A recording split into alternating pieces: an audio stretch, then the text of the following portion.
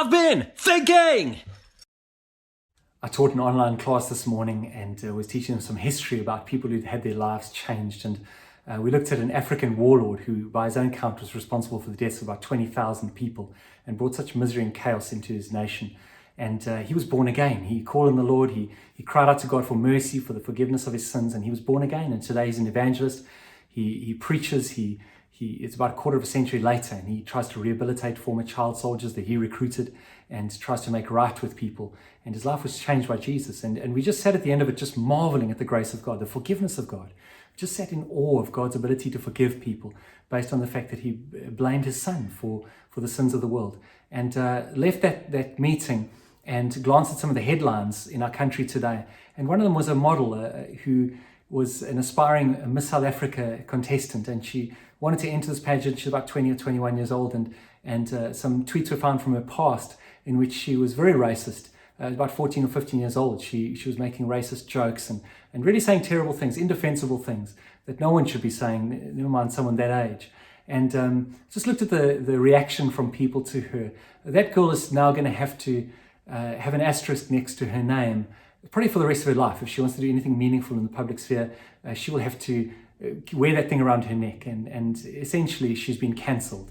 We really do live in a cancel culture in which somebody transgresses and do something wrong, and that is it for them, and they are deemed irrelevant and dealt with in that way. But actually cancel culture has come about because of cancelling God. When you remove God from society, you have no mechanism for forgiveness.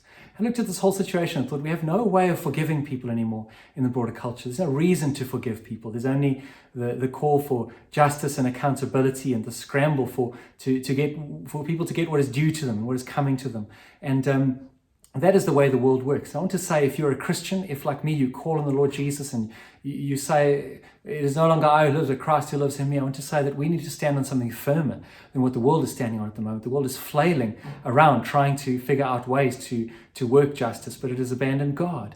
And when Paul wrote to the church in Rome, he wrote to a people that were so divided.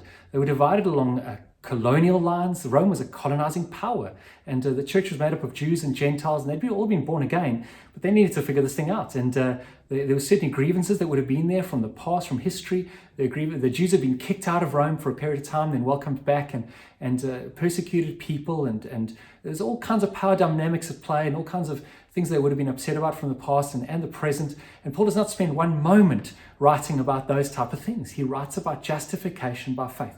He makes the case that we all are sinful. All have sinned, says Paul, and fall short of the glory of God. And he makes the case that we all are in desperate need of God's grace and forgiveness. And from there, he builds it to the point that he's saying, at the foot of the cross, the ground is level. And at the Lord's table, all are welcome. No matter what has happened, we all as sinners take our place at the Lord's table in need of forgiveness and thanking the Lord for his forgiveness to us. And we look at the world from there.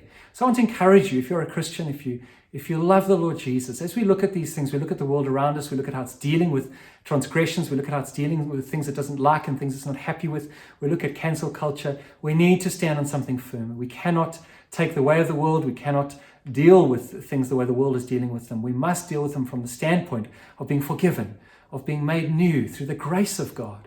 We've got to look at it like that. We deal with things properly. We make moral judgments. We take into consideration the hurt that is caused. We look at those things seriously. But yet the foundation we stand on and the thing we return to is the cross of Christ and the forgiveness of God.